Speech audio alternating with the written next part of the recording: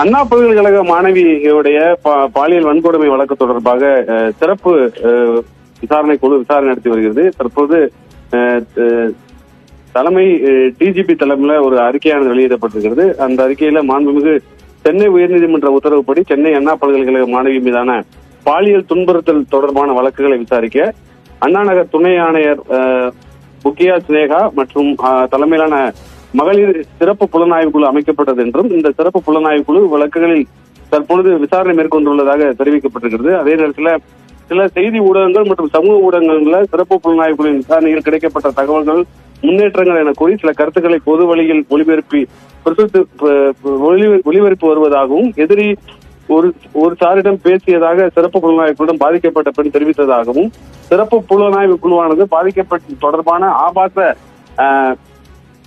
பதிவுகள் கொண்ட மின்னணு உபகரணங்கள் எதிரிடமிருந்து பறிமுதல் செய்துள்ளதாகவும் திருப்பூரை சேர்ந்த ஒரு நபரும் இதில் எதிரியாக அடையாளம் காணப்பட்டுள்ளார் என்பதும் உள்ளிட்ட ஆதாரமற்ற தகவல்களை வெளியிட்டு வருவதாகவும் இந்த வழக்குகளின் விசாரணையில் ஏற்பட்டுள்ள முன்னேற்றம் குறித்து சிறப்பு புலனாய்வு குழுவோ சம்பந்தப்பட்ட அதிகாரிகளோ எந்த ஒரு அறிக்கையோ கருத்தோ ஒரு தனிநபருக்கோ அல்லது ஊடகத்திற்கோ தெரிவிக்கவில்லை என்பதை இதன் மூலம் தெளிவுபடுத்துவதாகவும் இவ்வழக்கு தொடர்பாக சிறப்பு புலனாய்வு குழுவின் விசாரணையில் ஏற்பட்டுள்ள முன்னேற்றங்கள் பொது வழியில் தற்பொழுது பரப்பப்பட்டு வரும் தகவல்கள் முற்றிலும் தவறானவை என்று டிஜிபி தரப்பில் அந்த அறிக்கையில் குறிப்பிடப்பட்டிருக்கிறது. அடிப்படை ஆதாரம் இல்லாத